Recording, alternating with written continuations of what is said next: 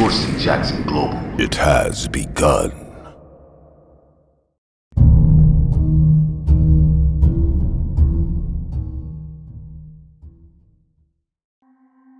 I wasted 4 years of my life in college getting a degree in art history. When I was done, I had nothing but a stupid piece of paper and a lot of bills to pay. I had been looking for a job for the past 2 years, but everything I tried to do just kept failing. I eventually got a job at the local supermarket, but with the measly pay, I was basically living from paycheck to paycheck. It didn't take long before I raked up a huge credit card debt, and I knew I had to do something fast to get myself out of the situation. I remembered my college days, and I recalled a few of my friends who had dropped out because they had all found a very lucrative side hustle. They tried to hide it, but I knew they had all become cam girls. I frowned on it at the time, but being in my current situation, I was willing to consider anything. I began to do some research on how to get into it, but the deeper I dug, the more I realized why I was so against it at the time. I knew I wasn't comfortable bearing it all on the internet to some random strangers, and no matter how much I tried, I knew my body wouldn't let me do it. I was about to give up when I came across something. It was a strange mini ad that read, "Are you a cam girl looking for good pay? Then sign up to Dripping Red Fantasies, where you can make and decide your own rules." The goth girl that was displayed in the ad was more or less fully clothed. And that grabbed my attention, and I was looking for something where I wouldn't have to expose that much skin. I tried to click the link, but my browser popped up with a message that read, "This browser is unable to access the link. Try the Tor browser instead." Seeing the words Tor browser instantly made me remember a conversation I had in college about the dark web. I knew that the browser gave you access to the dark web, and I also knew that nothing good came from it. The numerous horrific stories spoke for themselves, and everything in my body screamed at me not to do it. But my resolve was steeled, as I knew that if there was a chance that this link could be what I was looking for, I would stop at nothing to get it. So I installed the Tor browser and clicked on the link. I was taken to a website called Dripping Red Fantasies, and I was presented with a lot of odd videos. I played one of them, and I watched a girl who, again, was more or less fully clothed get out a needle. She pierced her skin, and I watched her blood trickle down her body. This repeated several times, and I noticed that she wasn't piercing any vital places. When the video was done, I tried to play the second one, but I was asked to pay $200 to view it. As I kept browsing through the website, I realized that the other videos were more or less similar as they all involved blood. I saw another one where a girl drenched herself in a gallon of fake blood while she talked in a flirtatious way to the audience. I became perplexed as I tried to wrap my head around what I had just seen. The supposed cam girls I saw in the videos weren't doing anything that sexual, as they didn't reveal anything to their audience. It took me a while, but I eventually figured it out. I remembered a while back when I read something about a sexual fetish called hemotilinia, widely known as blood play. It was basically a blood fetish, as people who had it became aroused by the smell, sight, and texture of blood. Knowing this, I finally understood what I had seen and why the website was called Dripping Red Fantasies. I had a huge smile on my face as I realized that this was exactly what I was looking for. It was perfect because I didn't have to reveal everything, as the major thing the viewers needed to see was blood, and I wasn't scared of needles or drawing a little blood. I went to sleep that night with a smile on my face as I told myself I found the answer to my problems. The next day, I immediately signed up for the Dripping Red Fantasies website. It didn't take long before I grew a following, and the money I got from the videos was great. I eventually stopped coming to work, which led the manager of the local supermarket, an elderly man called Gabriel Owen, to check up on me. I ignored his constant calls and visits, as even though I knew he meant well, all that I wanted to do was to focus on making more videos and getting more money. Things went great with the website for a while, till one fateful afternoon. I decided to go live on the website to take requests, as my viewers paid instant money for me to do what they wanted. I would get requests like, pierce your finger and smear the blood on your lips, or cut your thighs and let the blood drip down your beautiful legs. I had been doing it for a while now, but seeing the requests still wasn't normal for me. But even then, I did it with no hesitation, as these men dropped $600 to $700 per request. While I kept on taking requests, I was calm because I knew they'd follow the guidelines I put on my bio as I outlined everything I was comfortable with doing and how far I was willing to go. I continued the live session for a while till I was tired, so I asked, "Any last requests?" No one responded, so I guessed they were all satisfied too. I was about to leave the live session when someone called Bloody Mark said, "Gut yourself." I was shocked at the request, as it was extremely shady and very unlike my normal viewers. So I calmly said, "I'm sorry, Bloody Mark, but I can't do that. That's going a bit too far. You can check another channel. It's very unlikely, but maybe you'd find a girl who'd do it for you." When Bloody Mark paid 15 grand for the request. Before I could say anything, he continued with, "Come on, baby. I just gave you the best payment of your life. I'm sure you haven't seen money like that before. So come on, gut yourself for me. It'll be fine, trust me. I just want to see you struggle as you wallow in your blood." I knew I had encountered a psychopath, as the man called Bloody Mark was clearly delusional. So I firmly told him, "As I said, I can't do that. Get off my channel." His tone then instantly changed as he said, "Okay, bitch. I didn't think you'd chicken out after all that money, but I guess you're just a dumb whore. Send me back my cash so I'd find a more competent woman to do it." He began to give me his details so that I could wire the funds back to him, but I knew what he said was true. I wasn't going to see money like that anytime soon, and I also didn't want to fulfill his sick fantasy.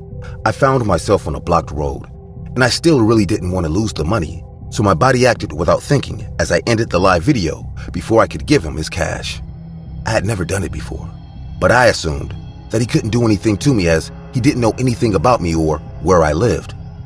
I also thought to myself that with the huge amount of cash he gave me, I didn't have to keep being a cam girl on the dripping red fantasies. So I deleted my account and I went to bed that night thinking of the endless possibilities I could do with the money. I don't know why, but I didn't feel guilty that I stole 15 grand from that Bloody Mark, as I told myself that he was a messed up person who deserved it. And if he could drop that amount of money on a random cam girl, he probably had a lot of it. A few days went by and nothing really happened. I had almost forgotten about the whole ordeal till one fateful day.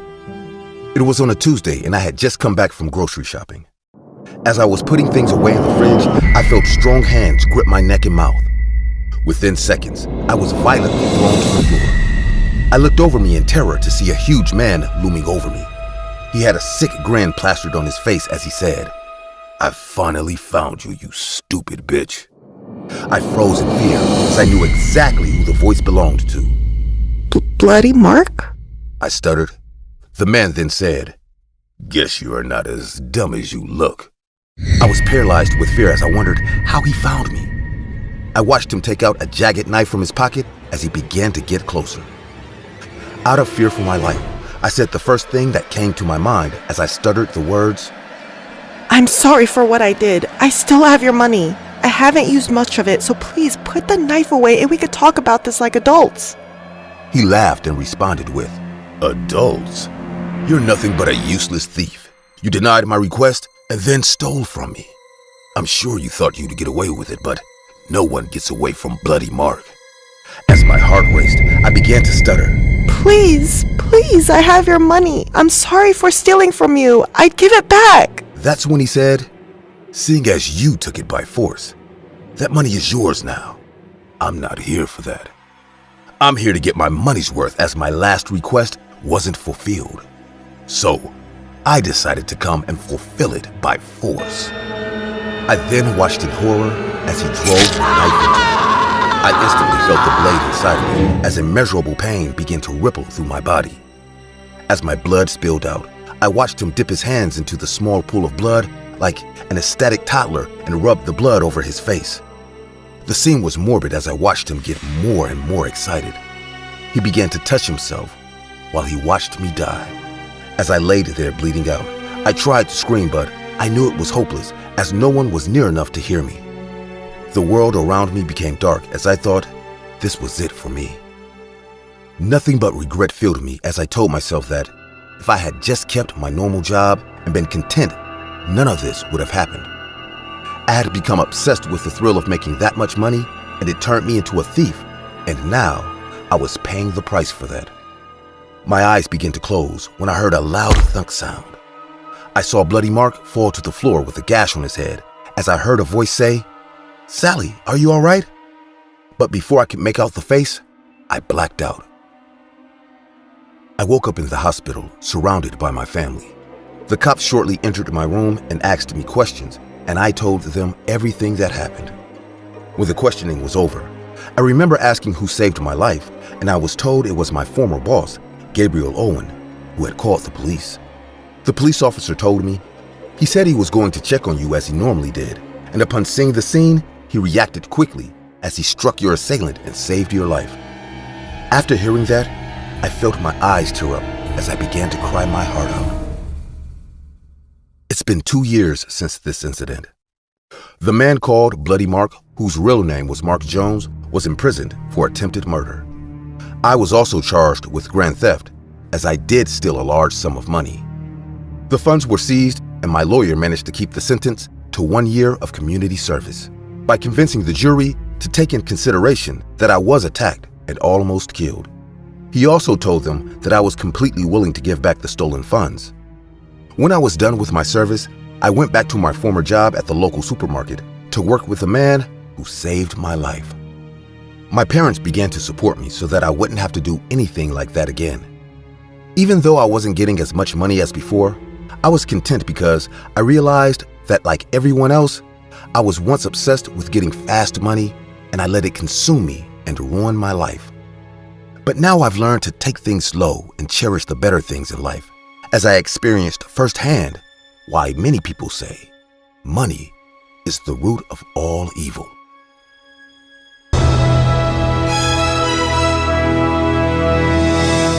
If you're enjoying this content, make sure you like and subscribe.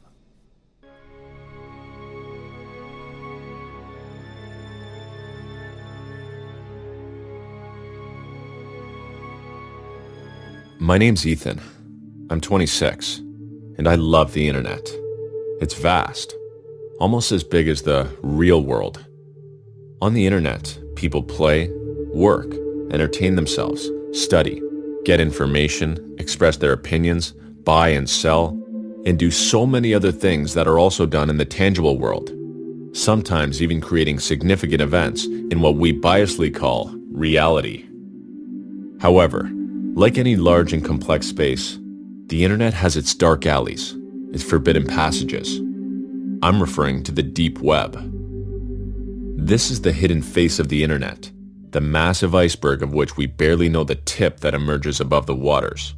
Most people are unaware of it, but the deep web represents about 90% of the information in cyberspace. Ever since I learned that the deep web existed, I wanted to get to know it and dive into its murky waters. I had my fears, but my curiosity was much more significant, and after a while of thinking about it, I decided to at least take a little look.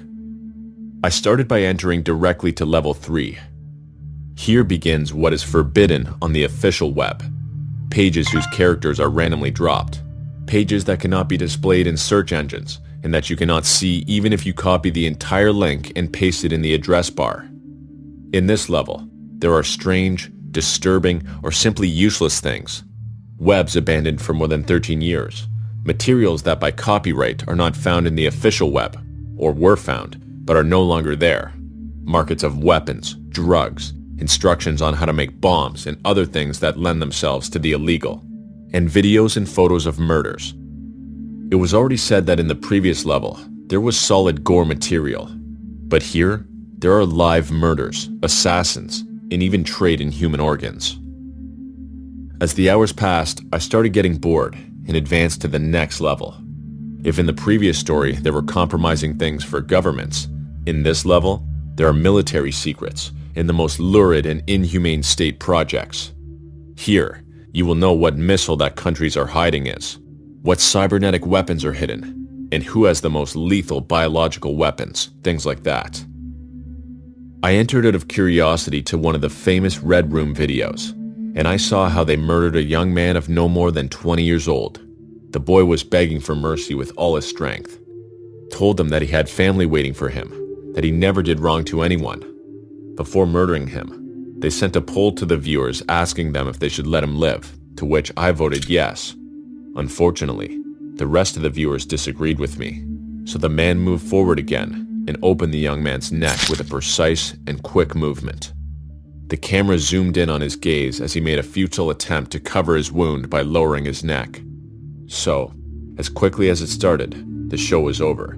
The lights were turned off, while some men came in to clean up to prepare for the next show. I felt like throwing up and decided to leave as quickly as possible. I wanted to advance to the next level, where there were no more murders, but state secrets and information that people would never know. It took me a long time to get in, but when I finally got in, I understood why everyone stayed in the lower levels. As soon as I logged in, my PC restarted by itself without anything weird popping up on the screen or the power going out. When the reboot process was finally complete, I saw that my hard drive had been wiped. On the entire desktop, there was only one file from the notes blog, placed right in the center of the screen, as if to make me notice it. I opened it. Its message was brief, blunt, and somewhat threatening. Don't do it again. I got so scared that I didn't enter the deep web for several days. In that time, I reinstalled a few things to a backup I had of my data. I thought that was the worst of it, that losing all my data was the most significant punishment I could suffer. I was wrong. A few days later, my curiosity got the better of me, and I logged into Tor and entered the first deep web forum I could find. Of course, I wasn't even at an advanced level yet, but my PC restarted by itself, and the data was deleted again. Although now, there was no message on the desktop. Was I banned from the deep web from my computer forever? 20 minutes after the reboot and formatting, I knew better. The doorbell rang. I asked who it was from the door's phone, and no one answered. Then, I went down to the front door of the building, but no one was there. Only an envelope was waiting for me, just under the door. It had no return address, addressee, or anything written on it, although I sensed it was for me. I went back upstairs to my apartment, went into my room, and just there, opened the envelope once I was sitting on my red carpet. Ethan, this is not a game. Don't do it again. Don't make us come after you. As I read it, my hands began to shake, and tears slipped down my cheeks. Whoever they were, they knew who I was, where I lived, what I did, and when. To top it off, next to the message was a picture of me taken with my webcam. Next to it, pictures of my family, my friends, even my little sister who was still in kindergarten. In an act of desperation, I grabbed the phone and dialed the police number. I had no idea what to say to them when they answered. Deep inside, I knew there was nothing they could do. But before I answered, I saw through the computer's reflection a hooded man with his face covered coming right at me. When I turned around to defend myself, it was too late. The man grabbed my head and began slamming it against my keyboard. As he did so, I heard his voice, distorted by a device, telling me, "I told you, this is not a game."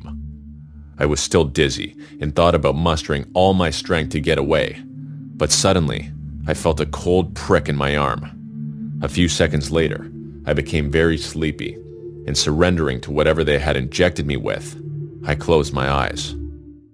When I woke up, my house was in perfect condition, but something was wrong with the computer. It wouldn't turn on. After checking in, I noticed that it was missing the hard drive, video card, processor, and RAM. The man who had visited me had taken the most expensive components and had rendered it useless. But at the time, I didn't care. I was so terrified that week. I asked at work to be transferred to another city.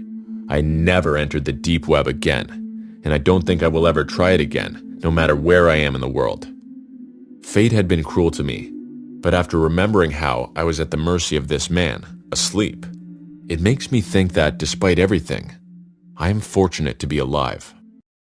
Narrated by Dorsey Jackson. of Dorsey Jackson Global at Compound City. Be sure to like and subscribe.